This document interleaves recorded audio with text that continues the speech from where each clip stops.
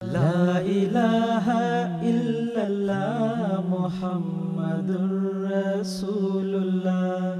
لا الہ الا اللہ محمد الرسول اللہ، لا الہ الا اللہ محمد الرسول اللہ۔ اعوذ باللہ من الشیطان الرجیم، بسم اللہ الرحمن الرحیم۔ ناظرین کرام، السلام علیکم ورحمۃ اللہ وبرکاتہ۔ پروگرام دینی و فقہی مسائل کے ساتھ ہم آپ کی خدمت میں حاضر ہیں۔ اگر ہم اپنے معاشرے میں دیکھیں تو جو لوگ پردہ نہیں کرتے یا جو عورتیں پردہ نہیں کرتیں تو اس میں بالعموم ایک بڑی وجہ فیشن کا اختیار کرنا اور اپنی زینت کا اظہار کرنا ہوتا ہے۔ سیدنا حضرت خلیفۃ المسیح خامس اید اللہ تعالیٰ بنصر العزیز نے 29 جون 2013 کو جرمنی میں جلسہ سالانہ پر لجنہ سے خطاب کرتے ہوئے حضور نے فرمایا، اور اس بات کو، زینت کے اس اظہار کو حضور نے بہت ہی پیارے انداز میں سمجھایا۔ حضور نے فرمایا کہ پردہ کرو گی تو یہ تمہاری زینت کا اظہار ہے، نہ کہ پردہ اتارنا۔ میں یہ عرض کر رہا تھا کہ بعض لوگ پردہ اتارنے کو زینت سمجھتے ہیں، حضور نے اس کا فلسفہ بالکل بدل کر جو ہے، اور جو حقیقی فلسفہ ہے وہ بتایا ہے کہ پردہ کرو گی تو یہ تمہاری زینت کا اظہار ہے، جس کو اللہ تعالیٰ پسند فرماتا ہے۔ اگر یہ نہیں تو یہ ساری سج دھج، زینت، میک اپ، بے پردگی تمہیں ایک وقت میں ایسی حالت میں کر دے گی کہ تم ہاتھ ملو گی۔ تمہاری اس زینت کے اظہار کی وجہ سے وقتی طور پر تو شاید جو دنیا دار عورتیں ہوتی ہیں ان کو سوسائٹی میں، یعنی ایسی سوسائٹی میں جو دنیا داروں کی سوسائٹی ہے، پسندیدگی کی نگاہ سے دیکھا جائے، لیکن ایسے لوگوں کا انجام جو دنیا دار ہوتے ہیں، اللہ تعالیٰ بتاتا ہے کہ بھوسے کی طرح ہوتا ہے، جو ضائع ہو جاتا ہے، بلکہ اگلی نسلیں بھی ضائع ہونے کا امکان پیدا ہو جاتا ہے۔ تو اس لیے پردہ نہ کرنا، فیشن کی خاطر، زینت کی خاطر اس کو اتار دینا، یہ کوئی معمولی بات نہیں ہے۔ یہ ایسی چیزیں ہیں جن کا اثر دور تک جاتا ہے، انسان کی روحانیت پر اثر ڈالتا ہے، اس کی اخلاقیات پر اثر ڈالتا ہے، اور نہ صرف اس کی اپنی ذات تک بلکہ جیسے صاحب کے الفاظ ہیں کہ اگلی نسلیں تک جو ہے وہ ضائع ہونے کا امکان ہو جاتا ہے۔ اور عملی طور پر جو ہے یہ ہم دیکھتے ہیں کہ ایسے افسوسناک صورتحال کئی جگہ پر نظر آتی ہے، اور اس وقت واقعتاً لوگ ہاتھ مل رہے ہوتے ہیں کہ ہماری نسلیں ہمارے ہاتھ سے نکل گئیں۔ تو یہ سلسلہ اچانک نہیں ہوتا، یہ دراصل ایک پروسیس ہے جس میں سے اگر آپ خود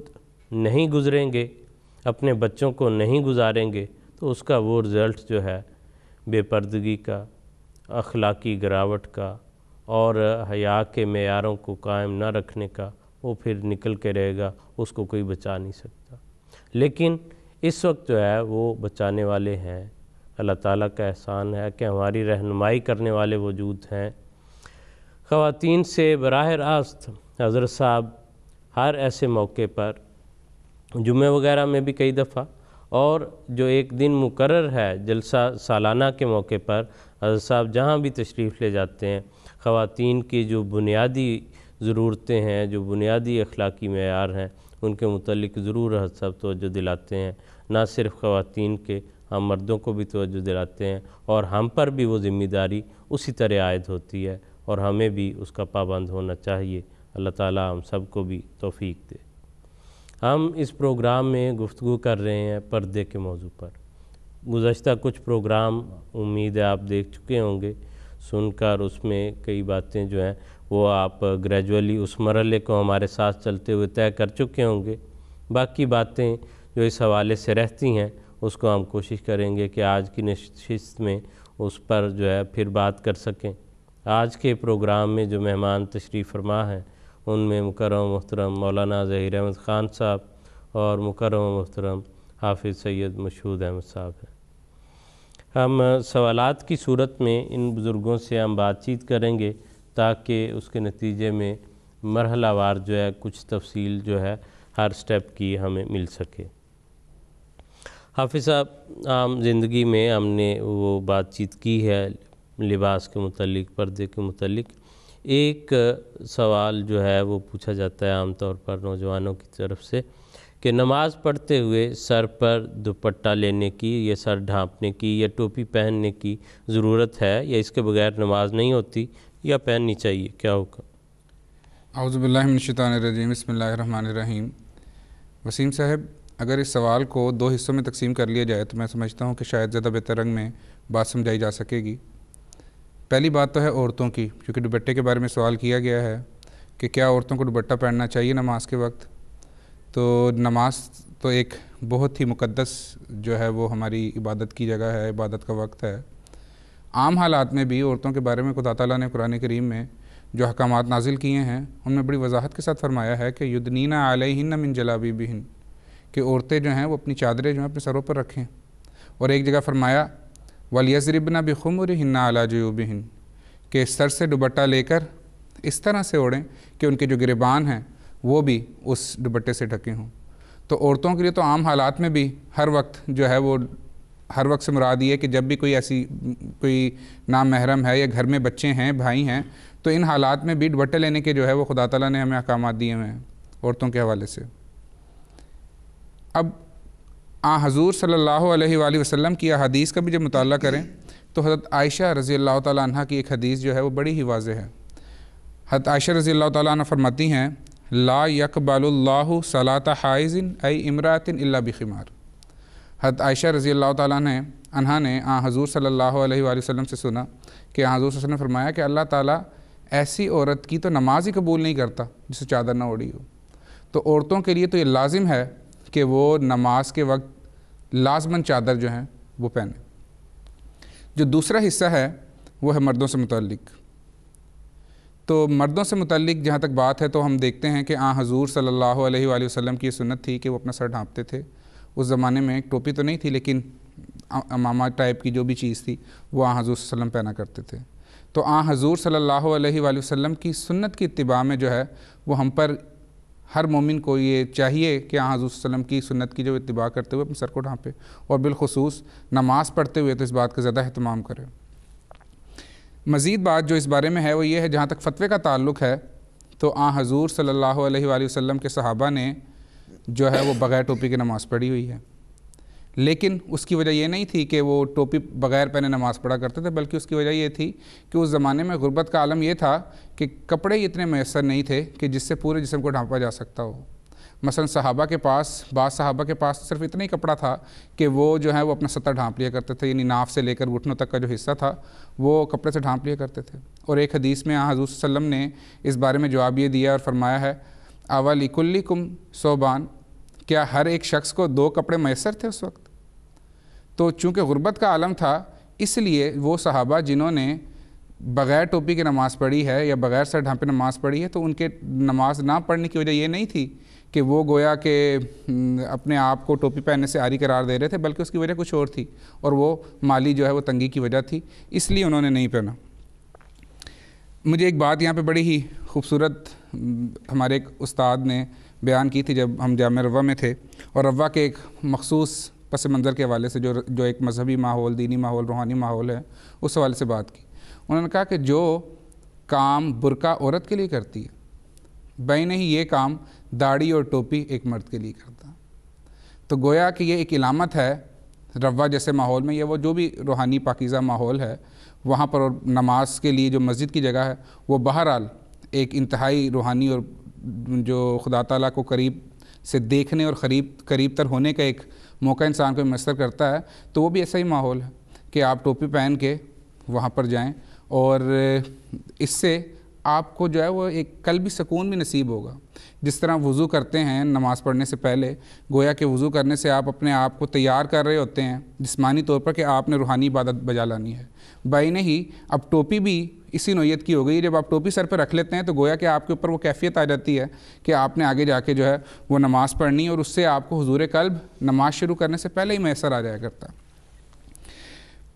پھر یہ بھی ایک چیز ہے کہ بال جو ہیں وہ انسان کی شخصیت میں ایک بہت زیادہ اہم کردار ادا کرتے ہیں، اس سے انسان خوبصورت لگ سکتا ہے۔ تو مسجد میں تو بالخصوص جو ہے وہ ٹوپی پہن کے جانا چاہیے، تاکہ ایسا نہ ہو کہ ایک دوڑ لگ جائے فیشن کی۔ اور ان جگہوں کو تو بہرحال ان کا تقدس یہ ہے کہ ان کو ایسی چیزوں سے بچانا چاہیے۔ حضرت صاحب نے بھی پچھلے جو خطبہ ہے ہمارے موجودہ امام حضرت خلیفۃ المسیح خامس ایدہ اللہ تعالیٰ بنصر عزیز نے بھی جو مخصوص حالات ہیں، بالخصوص مسجد ہے یا MTA کے پروگرامس ہیں، اس میں حضور نے ارشاد فرمایا کہ ٹوپی کے ساتھ آئیں۔ اور اسی طرح آپ کا جو حلیہ ہے، آپ کا جو لباس ہے، وہ اس نوعیت کا ہونا چاہیے جو اسلامی شاعر کی جو ہیں وہ حرمت کو قائم کرنے والے ہوں، داڑھی ہو یا مناسب لباس ہو۔ حضرت خلیفۃ المسیح الثانی رضی اللہ تعالیٰ عنہ سے جب یہ سوال کیا گیا تو میں چاہتا ہوں کہ حضور کے الفاظ میں ہی اس بات کا جواب دے دوں کہ جب کسی نے پوچھا کہ کیا ننگے سر نماز جائز ہے، تو حضور نے فرمایا ایسی صورت میں ننگے سر نماز پڑھنا غلطی ہے،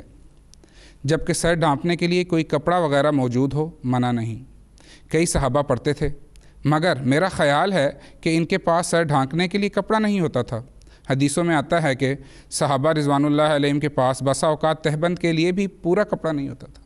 تو حضور نے تو بڑے ہی واضح الفاظ میں یہ بیان کیا ہے کہ اگر کسی نے نہیں پڑھی تو اس کی وجہ یہ نہیں تھی کہ ان کو شوق تھا، بلکہ اس کی وجہ یہ تھی کہ غربت تھی، تنگی تھی، اس لیے انہوں نے نہیں پڑھا۔ اور صاحب کا تو یہاں تک یاد ہے اور یہ عام بیان کیا جاتا تھا، عام ماحول میں بھی نماز تو بڑی اگلی سٹیج ہے نا، حضور نے فرمایا تھا کہ ننگے سر پھرنا آوارگی کی علامت ہے۔ تو احمدی ماحول میں تو کبھی بھی اس کو جو ہے وہ پسند نہیں کیا گیا۔ اور ادب احترام کا سارے ہمارے معاشرے میں نظر آتا ہے کہ ادب احترام کا یہ پہلو ہوتا ہے کہ بزرگوں کے سامنے جانا ہے تو تب بھی سر ڈھانپ کے جاتے ہیں۔ اور ہمارے عام جو لوگ ہیں، بڑے بوڑھے بھی، وہ گھر سے نکلنا ہو کسی کام کے لیے جانا، وہ خواہ دیہات کا آدمی ہے، وہ کسی جگہ کا آدمی ہے، ایک وہ کپڑا جو ہے وہ سر پہ رکھتا ہے، اس کو پرنا کہیں جو بھی کہیں، وہ اس کی وہ پگڑی کہیں، کوئی امامے پہ باندھتا ہے، کوئی ویسے باندھتا ہے، لیکن سر ڈھانپنا ہمیشہ سے ایک ادب اور احترام کا جو ہے وہ پہلو سمجھا جاتا ہے۔ اور اللہ تعالیٰ سے بڑھ کے، اللہ تعالیٰ کے حضور میں حاضری ہے نماز، تو اس سے بڑھ کے ادب کا مقام جو ہے وہ اور کون سا ہوگا۔ خاصا یہ ہمیں ایک دوست ہیں، ہمارے کہنے کے مطابق انہوں نے جب ہم نے اعلان کیا اپنے مختلف پروگراموں میں، اور انہوں نے غالباً دیکھ کر تو اس سے متعلقہ کچھ سوالات بھیجائے ہیں پردے سے متعلق۔ حمید اللہ خان صاحب ہیں، ایک تو انہوں نے پوچھا کہ اسلامی پردہ کیا ہے، اور دوسرا وہ کہتے ہیں کیا پردے میں چہرے کا پردہ شامل ہے، اور تیسری بات وہ پوچھتے ہیں کہ مغربی دنیا میں پردہ کس طرح سے ہوگا۔ تو اگر آپ گو کہ پہلے ہو چکی یہ بات، وہی میں عرض کرنے لگا تھا کہ اس میں سے دو موضوع تو ایسے ہیں جن پہ تفصیل کے ساتھ ہماری بات ہو چکی ہے، لیکن پھر بھی مختصر میں عرض کر دیتا ہوں کہ اسلامی پردے میں بنیادی طور پر اسلام نے تقوی اور حیا کو مد نظر رکھا ہے، اور پھر فرمایا مومن مردوں اور مومن عورتوں کو یہ حکم دیا کہ وہ اپنی نظریں نیچی رکھیں اور اپنی شرمگاہوں کی حفاظت کریں۔ اس کے بعد پھر عورتوں کے لیے الگ احکامات دیے کہ اپنی زینت کو چھپائیں، اپنی اوڑھنیاں اپنے سروں پہ لیں، اپنے پاؤں زمین پہ اس طرح نہ ماریں کہ ان کی زینت ظاہر ہو جائے، نہ وہ اپنی زینت کے ظاہر ہونے کے خود سامان ایسے کریں۔ تو اس میں یہ بنیادی طور پہ مومن مردوں اور عورتوں کے لیے احکامات ہیں۔ جس طرح محترم حافظ مشہور صاحب نے فرمایا ہے کہ حضور صلی اللہ علیہ وسلم نے بھی واضح طور پہ فرمایا کہ ایک بالغ عورت کی نماز ہی قبول نہیں ہوتی اگر وہ اوڑھنی کے بغیر اور ایسا لباس اس کا ہو جس میں سوائے اس کے چہرہ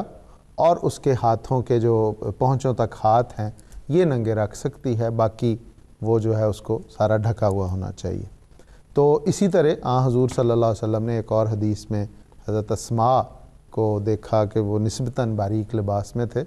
حضرت عائشہ رضی اللہ تعالیٰ عنہ کی بڑی بہن، تو ان کو حضور نے توجہ دلاتے ہوئے فرمایا کہ اسماء جب بچی جوان ہو جاتی ہے تو اس کو چہرے اور ہاتھوں کے ننگے رکھنے کے علاوہ باقی اس کا جسم مناسب کپڑے سے ڈھکا ہوا ہونا چاہیے۔ تو یہ بنیادی ہیں احکام جو اسلام نے پردے میں مد نظر رکھے، اور ہم نے پہلے تفصیل سے ذکر کیا کہ مردوں نے چونکہ باہر پھرنا ہوتا ہے اس لیے ان کو کہا کہ اپنی نظریں نیچی رکھو، اپنی شرمگاہوں کی حفاظت کرو، اور عورتوں کو چونکہ زیادہ تر انہوں نے گھر کی ذمہ داریاں ہیں ان کے، باہر کی ذمہ داری ان کے سپرد نہیں ہیں، لیکن اس کا یہ مطلب نہیں کہ وہ باہر نہیں نکل سکتی، اس لیے انہیں کہا کہ اگر تمہیں نکلنا پڑے تو پھر تم پردہ کا التزام کر کے پردے کے تقاضے پورے کر کے نکلو۔ اور پھر قرآن کریم نے ہی عورتوں کو ایسے رشتہ داروں جن کی تعداد 12 کے قریب ہے، جن سے اجازت دی کہ وہ اگر وہ پردہ نہ کریں تو کوئی حرج کی بات نہیں، اس میں ان کے والد ہیں، بیٹے ہیں، بھائی ہیں، اس طرح کی کئی رشتہ دار ہیں جن کے ساتھ ان کا روزمرہ کا تعلق ہے، اور جو محرم رشتہ دار ہیں ان سے اجازت دی کہ وہ پردہ نہ کریں۔ جہاں تک اس بات کا تعلق ہے کہ عورت کا چہرہ پردے میں شامل ہے کہ نہیں، تو عام حالات میں ہی پردے میں شامل ہے۔ اور اس سے حضرت مسلم رضی اللہ تعالیٰ عنہ نے بھی بڑا ٹھوس استدلال کرتے ہوئے فرمایا کہ زینت تو سب سے زیادہ چہرے میں ہے، اور جو زینت چھپانے کا حکم ہے اگر چہرہ اس میں شامل نہیں ہے پردے میں تو پھر اور کون سی زینت ہے۔ حضرت عائشہ رضی اللہ تعالیٰ عنہ کی بھی یہ روایت ملتی ہے، وہ کہتی ہیں کہ حج کے دوران عام حالات میں چہرہ ننگا رکھنے کا حکم ہے، لیکن وہ کہتی ہیں کہ جب مرد ہمارے قریب آتے تھے، اتنا قریب جس طرح ہم نے ابھی پچھلے پروگرام میں MTA کی بات کی کہ جس سے خد و خال واضح ہو جائے، تو ہم اپنے چہرے کو ڈھانپ لیا کرتی تھی تاکہ، اور وہ گزر جاتے تھے پھر ننگا کر لیتی تھی۔ تو گویا چہرہ جو ہے، اسی طرح حضور صلی اللہ علیہ وسلم کی وہ روایت آتی ہے کہ حضور نے اپنی ایک زوجہ کو، انہوں نے گھونگھٹ کیا ہوا تھا، صحابہ کا شک دور کرنے کے لیے وہ چہرہ گھونگھٹ اٹھا کے دکھایا، گویا چہرہ پردے میں شامل ہے۔ ہاں بعض مجبوریاں ہو سکتی ہیں، بیماری کی کوئی تکلیف ہو سکتی ہے، سانس کا رکنا ہو سکتا ہے، یا کام کاج ہے۔ حضرت مسلم رضی اللہ تعالیٰ عنہ نے فرمایا جو کام کرنے والی خواتین ہیں اگر وہ چہرہ ڈھانکیں گی تو مشکل ہو جائے گا، اس لیے ان کو بعض کام ایسی نوعیت کے ہوتے ہیں کہ ان میں چہرہ ننگا رکھنا پڑتا ہے، تو ایسی صورت میں چہرہ ننگا رکھنے کی اجازت ہے، لیکن اس کے لیے پھر یہ ہے کہ بناؤ سنگار، میک اپ نہ کیا ہو، اٹریکشن نہ ہو۔ حضرت امیر المومنین ایدہ اللہ تعالیٰ بن عزیز نے خواتین کو ایک موقع پہ خاص طور پہ یہ فرمایا کہ بعض کام ہیں جس میں چہرہ ننگا رکھنا پڑتا ہے، اسی طرح بعض اوقات کسی خاتون کو سانس لینے کی تکلیف ہوتی ہے، تو ایسی صورتوں میں اگر مجبوراً چہرے کو ننگا رکھا جائے تو پھر لازمی بات ہے کہ بناؤ سنگار نہ ہو۔ حضرت مسیح موعود علیہ السلام کا ایک اقتباس یہاں پہ پڑھوں گا جس میں یہ ساری باتیں آ جائیں گی، جس میں، اور اس میں ضمناً یہ بھی بیان کر دوں کہ چونکہ اس میں ایک حصہ یہ بھی تھا کہ مغرب میں پھر پردہ کیسے ہے۔ مغرب میں بھی اسی طرح پردہ ہے جس طرح مشرق میں ہے، جس طرح عام حالات میں ہے، اور حضرت ہمارے خلفاء نے، حضرت خلیفۃ مسیح رابع رحمہ اللہ تعالیٰ نے بھی، حضرت خلیفۃ مسیح خامس سید اللہ بن نصیر کئی دفعہ اس بات کا اظہار کیا ہے کہ اللہ تعالیٰ کے فضل سے ہماری بچیاں اس مغرب میں رہتے ہوئے بھی پردے کا پورا التزام کرتی ہیں، اور وہ پردہ ان کی زینت کا باعث، جس طرح آپ نے وہ ابھی شروع میں اقتباس پڑھا حضرت صاحب کا کہ وہی ان کی زینت کا باعث ہوتا ہے، اور لوگ پھر جس طرح قرآن کریم نے کہا نا کہ تاکہ وہ پہچانی جائیں اور انہیں کوئی تکلیف نہ دی جائے، اور یہاں پہ بھی یہی ہوتا ہے کہ جن بچیوں نے اللہ تعالیٰ کے فضل سے کالجوں یونیورسٹیوں میں اپنے کاموں کے دوران پردے کیے، لوگ ان کی عزت کرتے ہیں، احترام کی نظر سے انہیں دیکھتے ہیں، اور ایسے 20 واقعات خلفاء نے بیان کیے ہوئے ہیں۔ تو یہ یہاں پہ بھی پردہ اسی طرح ہوگا، ہاں حالات کے مطابق اس میں لباس ہے۔ مثال کے طور پہ اگر بچی جو ہے وہ مثلا جین کا استعمال کرتی ہے تو لمبا کوٹ، لمبا کرتا اس کا ہوگا، تو وہ بھی پردے میں اسی طرح شامل ہے، کوئی حرج کی بات نہیں ہے۔ میں عرض کر رہا تھا کہ حضرت مسیح موعود علیہ السلام کا ایک اقتباس سے پہلے بھی آ چکا ہے، لیکن چونکہ ان کا سوال دوبارہ ہے، اس نے سارے کو کور کر دیا ہے۔ میں وہ حضرت صاحب کے الفاظ پڑھ دیتا ہوں۔ حضور فرماتے ہیں، حضرت مسیح موعود علیہ السلام فرماتے ہیں، شرعی پردہ یہ ہے کہ چادر کو ہلکے کے طور پر کر کے اپنے سر کے بالوں کو کچھ حصہ پیشانی اور زنخدان، یہ ٹھوڑی کے ساتھ بالکل ڈھانک لیں، اور ہر ایک زینت کا مقام ڈھانک لیں، مثلا منہ پر ارد گرد اس طرح پر چادر ہو کہ صرف آنکھیں اور ناک تھوڑا سا ننگا ہو اور باقی اس پر چادر آ جائے۔ اس قسم کے پردے کو، حضور فرماتے ہیں، اس قسم کے پردے کو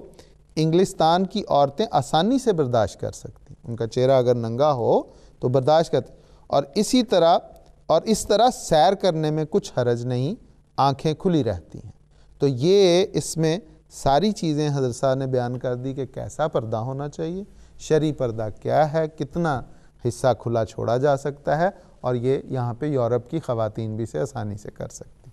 جی ٹھیک ہے، بالکل ٹھیک جو ہے وہ فرمایا آپ نے۔ اور جب آپ بات کر رہے تھے تو اس دوران آپ نے ضمن ذکر کیا کہ محرم رشتہ دار جو ہیں ان کے سامنے لباس جو ہے وہ کیسا ہونا چاہیے۔ میرے پاس حضرت صاحب کا، حضرت خلیفۃ المسیح خامس سید اللہ تعالیٰ بن نصر العزیز کا ایک حوالہ ہے، وہ میں اس موقع پہ چاہتا ہوں کہ ناظرین کو پڑھ کے ضرور سنا دوں۔ حضرت صاحب نے یہ جون 2013 میں جلسہ سالانہ جرمنی پر مستورات سے خطاب فرماتے ہوئے حضور نے یہ فرمایا تھا۔ حضور نے فرمایا کہ یہاں یہ بھی واضح کر دوں کہ لباس کے معاملے میں بھی محرم رشتوں کے سامنے بھی حیادار لباس ضروری ہے۔ بعض لوگ کہتے ہیں ہم گھروں میں جینس کے اوپر چھوٹی ٹی شرٹ پہن لیتے ہیں، ایسا لباس باپ بھائی کے سامنے بھی جائز نہیں، صرف اگر گھر میں خاوند ہے تو اور بات ہے، لیکن اگر دوسرے رشتہ دار آ رہے ہیں تو چاہے وہ گھر میں پہنا ہوا لباس ہو وہ بھی صحیح نہیں ہوتا۔ حیادار لباس بہرحال گھر میں بھی ہونا چاہیے۔ تو جو بنیادی بات ہے وہ انسان کی حیا اور عفت اور پاکیزگی وہ ہر جگہ پر جو ہے وہ قائم رہنی چاہیے۔ حافظ صاحب، انسان کے معاشرتی تعلقات ہوتے ہیں، جہاں معاشرے میں رہتا ہے، آنا جانا ہوتا ہے،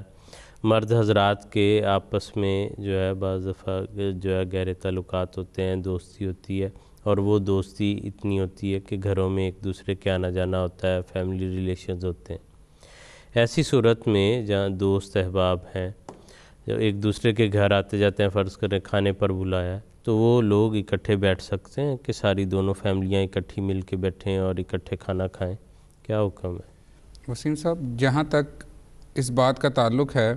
کہ کن لوگوں سے پردہ کیا جانا چاہیے اور کن لوگوں سے پردہ نہیں کیا جانا چاہیے، اس بارے میں قرآن کریم نے تو بڑی وضاحت سے ارشاد فرمایا ہے۔ اور ابھی ظہیر صاحب نے بھی اشارتاً بات کی تھی کہ سورہ نور میں خدا تعالیٰ نے تقریباً 12 رشتے ہیں جن کو گنوا کر یہ بتایا ہے کہ وَلَا يُبْدِينَ زِينَتَهُنَّ إِلَّا لِبُعُولَتِهِنَّ، اور اس سے آگے وہ آیت چلتی ہے کہ عورتیں جو ہیں وہ اپنا چہرے کا جو ہے وہ پردہ نہ کریں اپنے خاوندوں کے سامنے۔ وہ جو پھر 12 رشتے ہیں ان کو خدا تعالیٰ نے گنوایا ہے۔ ان رشتوں میں خدا تعالیٰ نے کہیں پہ بھی کسی دوست کا ذکر نہیں کیا۔ تو اس سے ایک بات تو بڑی ہی واضح ہے کہ آپ کے دوست جو ہیں وہ نامحرم کی حیثیت ہی رکھتے ہیں، ان کی بیویاں آپ کے لیے اور ان کے خاوند آپ کی بیویوں کے لیے۔ اس لیے پردے کی جو حدود و قیود ہیں وہ بہرحال لاگو ہوں گی۔ خدا تعالیٰ نے چھوٹی چھوٹی باتوں کے ساتھ جو معاشرتی اخلاقیات ہیں اس کا درس دیا ہے۔ دوستی خواہ جتنی بھی ہو، یہ فرمایا کہ اگر تم کسی کے گھر جاؤ، خواہ وہ تمہارا دوست ہے، خواہ وہ تمہارا رشتہ دار ہے، کوئی بھائی ہے، تو فرمایا کہ جا کر اپنا تعارف کرواؤ، وَتُسَلِّمُوا عَلَىٰ أَهْلِهَا، اور السلام علیکم ورحمۃ اللہ کہہ کے پھر اجازت لو اگر اندر جانا ہے تو۔ پھر ایک جگہ فرمایا کہ اگر تمہیں کہہ دیا جائے ان قیل لکم ارجعوا فارجعوا هو ازکی لکم، کہ اگر تمہیں یہ پیغام ملتا ہے کہ گھر میں کوئی نہیں ہے اور میرے خاوند نہیں ہیں یا میرا بیٹا نہیں ہے، آپ واپس چلے جائیں، تو اللہ تعالیٰ نے فرمایا کہ اس موقع پر پھر اس کو انا کا مسئلہ نہیں بنانا چاہیے، فرمایا کہ ارجعوا، پھر چلے جاؤ، کیونکہ یہی بات جو ہے وہ پاکیزگی کا موجب ہے۔ پھر مزید یہ فرمایا کہ مرد عورت ایک دوسرے کو دیکھنے میں بھی احتیاط برتیں۔ تو خواہ دوستی جتنی بھی ہو، آپ کے دوست کی بیوی آپ کے لیے نامحرم ہے اور آپ کی بیوی آپ کے دوست کے لیے نامحرم ہے۔ بعض اوقات ایسا دیکھا گیا ہے کہ بعض دوست کہہ دیتے ہیں کہ آپ کی بیوی جو ہیں وہ میری بہن کی طرح، یا فلاں عورت میری بہن کی طرح۔ تو ان معاملات کو بھی سورہ احزاب میں خدا تعالیٰ نے بڑے کھول کر بیان کیا ہے کہ عرب میں یہ دستور تھا کہ کہہ دیتے تھے کہ یہ میرا بیٹا ہے، اور پھر جو ہے اس کو بیٹے والے حقوق مل جاتے تھے، اس کو وراثت میں حصہ بھی مل جاتا تھا، اس کی بیوی بھی اپنے اوپر حرام کر لیتے تھے۔ خدا تعالیٰ نے فرمایا کہ ذالکم قولکم بافواہکم، یہ تمہاری منہوں کی باتیں ہیں، اس سے وہ حقیقتاً تمہارے بیٹے تو نہیں بن جاتے یا وہ تمہارے بھائی تو نہیں بنیں گے۔ اور فرمایا ذالکم قولکم بافواہکم واللہ یقول الحق وہو یہدی السبیل، اللہ جو ہے وہ سیدھی بات کرتا، سچی بات کرتا، تو تمہارے منہوں کی باتوں سے وہ تمہارے جو ہے وہ محرم نہیں بنتے۔ وہ تمہارے دوست ہی ہیں، دوست کی بیویاں ہیں، وہ اسی حدود و قیود میں رہیں گی جو خدا تعالیٰ کے احکام بیان کیے گئے ہیں، شریعت نے جو باتیں بیان کی ہیں۔ دوستوں کے معاملے تک تو ایک بات رہی، مثلا بعض گھروں میں دیکھا گیا ہے کہ شادی ہوتی ہے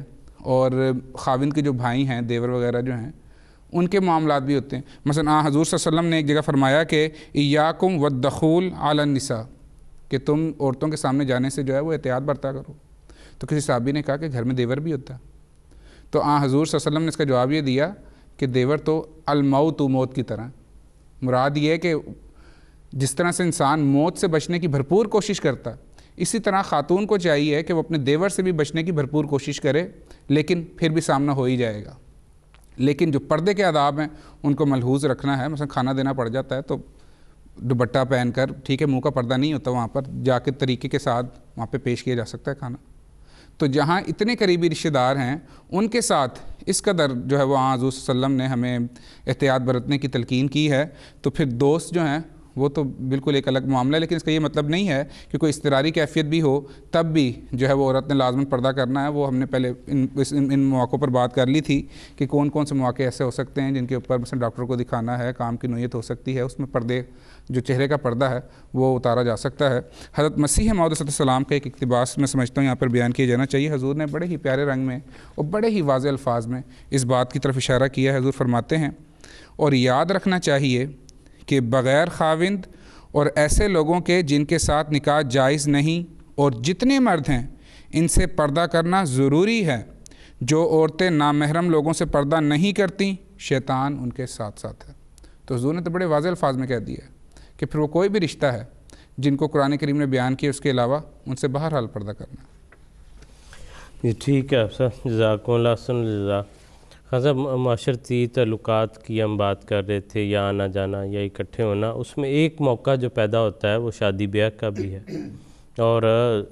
ایک گھر سے زیادہ کے لوگ جو ہیں وہ اکٹھے ہوئے ہوتے ہیں، اور خاص زینت کا بھی اہتمام کیا جاتا ہے، عورتیں بھی کرتی ہیں، مرد بھی کرتے ہیں۔ ایسے جو فنکشن ہیں شادی بیاہ وغیرہ جو ہے، اس پر پردے کے متعلق کیا ہدایات ہیں؟ اس کے لیے جو بہترین طریق یہ ہے کہ پردے کے تقاضے بھی پورے ہوں، اور جس طرح آپ نے فرمایا کہ یہ ایسا موقع ہوتا ہے جس میں خواتین نے بناؤ سنگار کرنا ہوتا ہے، وہ ایک دوسرے کو ملتی ہیں، ان کا ایک خوشی کا تقریب ہوتی ہے، تو اس کا بہترین طریق یہ ہے کہ مردوں اور عورتوں کے الگ الگ فنکشن ہوں، ان کی بیٹھنے کی جگہیں الگ الگ ہوں، تاکہ عورتیں آزادانہ طور پہ اپنی اس تقریب میں آزادانہ طور پہ شامل ہو جائیں، اور نہ ہی اس میں مکس ہوں، کیونکہ خواتین کو حجاب بھی ہوگا مردوں سے، اور ویسے بھی اس چیز کی پابندی ہے۔ اور محترم مشہور صاحب نے جو ابھی بیان کیا ہے کہ بعض ایسے رشتے جو بہت قریب کے رشتے ہیں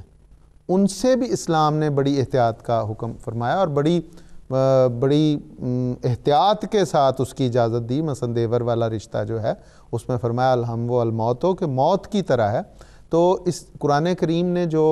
رشتے بیان کیے ہیں ان میں کہیں پہ بھی اس کی اجازت نہیں دی کہ مختلف فیملیوں کے لوگ اکٹھے ہو کے اپنی شادی بیاہ کی تقریبات کریں، بلکہ وہ یہی ہے کہ الگ الگ مردوں کا الگ انتظام ہو، کھانے کا ہے، بیٹھنے کا ہے، اس تقریب کے مختلف پروگراموں میں شامل ہونے کا ہے، عورتوں کا الگ ہو۔ اور اسی طرح یہاں تک چونکہ یہ اب جدید دور ہے، اس میں مختلف لوگ اپنی جو ویڈیو بنتی ہیں، فوٹوگرافی ہوتی ہے، یہ خاص طور پہ اس کا التزام ہوتا ہے، تو اس کے لیے بھی ہمارے خلفاء ہمیں بڑی باقاعدگی سے ان باتوں کی طرف توجہ دلاتے ہیں۔ اصلاح اور ارشاد کی طرف سے بھی اس کی طرف توجہ دلائی جاتی ہے کہ اگر مووی بننی ہے، فوٹوگرافی ہونی ہے، تو ایسا شخص بنائے اور ایسا شخص فوٹوگرافی کرے جو گھر کا ہے، اور جب اس نے مووی بنانی ہے یا فوٹوگرافی کرنی ہے تو پھر ان عورتوں کو جو باہر سے آئی ہوئی ہیں باقاعدہ وہاں پہ اعلان ہو کہ اب ہم مووی بنانے لگے ہیں، فوٹو کھینچنے لگے ہیں۔ اس لیے جو پردہ دار خواتین ہیں وہ تو یا الگ ہو جائیں یا وہ پردہ کر لیں، تاکہ وہ اس میں ان کے لیے بعد میں وہ کسی سبکی کا باعث نہ بنے۔ تو یہ چھوٹی چھوٹی باتیں ہیں جو ایسے موقعوں پر اگر ان کا دھیان رکھا جائے تو تمام کام بڑے بخوبی اور بڑی آسان طریقے کے ساتھ انجام پر پا جاتے ہیں۔ اور اس نام پر کہ جی شادی ہے فنکشن ہے، یہ اس بات کی قطعاً اجازت نہیں دی جا سکتی کہ جی پردہ جو ہے اتار دیا جائے، اس کو صرف فیشن کے اظہار کے طور پر، یا کہ جی عورتوں نے بال بنائے ہوئے ہیں بڑے اسپیشل تو وہ خراب ہو جائیں گے اگر سر پہ دوپٹہ لیا۔ اگر کوئی ایسا موقع ہے جہاں آنا جانا پڑتا ہے، باہر جانا ہے، باہر نکلنا ہے، تو اس موقع پر وہ شادی ہے یا کوئی بھی موقع ہے، بہرحال وہ جو اللہ تعالیٰ کے احکامات ہیں وہ بنیادی حیثیت رکھتے ہیں اور ان پر عمل جو ہے وہ اسی طرح سے وہ رہے گا۔ ایسے موقعوں کے لیے میں سمجھتا ہوں حضرت صاحب کا جو حضرت مسیح علیہ السلام کا حافظ مشہور صاحب نے بات بڑا خوبصورت کہ جو پردہ نہیں کرتی خواتین، شیطان ان کے ساتھ ہوتا ہے، اور اس وقت جب وہ بناؤ سنگار کیا ہوا ان تقریبات میں بہت ساری قباحتیں، پھر جب پردے نہیں ہوتے مکس گیدرنگ ہوتی ہے تو بہت ساری قباحتیں پیدا ہوتی ہیں، لوگوں کی بیویاں تک اس میں مختلف قباحتوں میں ملوث ہو جاتی، اس لیے اس میں تو خاص طور پہ اس بات کا جو ہے وہ احتیاط کرنی چاہیے۔ جزاکم اللہ احسن الجزاء، دونوں بزرگان کا بہت شکریہ۔ آج کے ہمارے پروگرام کا وقت اپنے اختتام کو پہنچتا ہے، ابھی اس موضوع پر انشاءاللہ مزید ہم گفتگو کریں گے، اگلے ہفتے پھر ملاقات ہوگی۔ اجازت دیجیے، السلام علیکم ورحمۃ اللہ وبرکاتہ۔ لا الہ الا اللہ محمد رسول اللہ، لا الہ الا اللہ محمد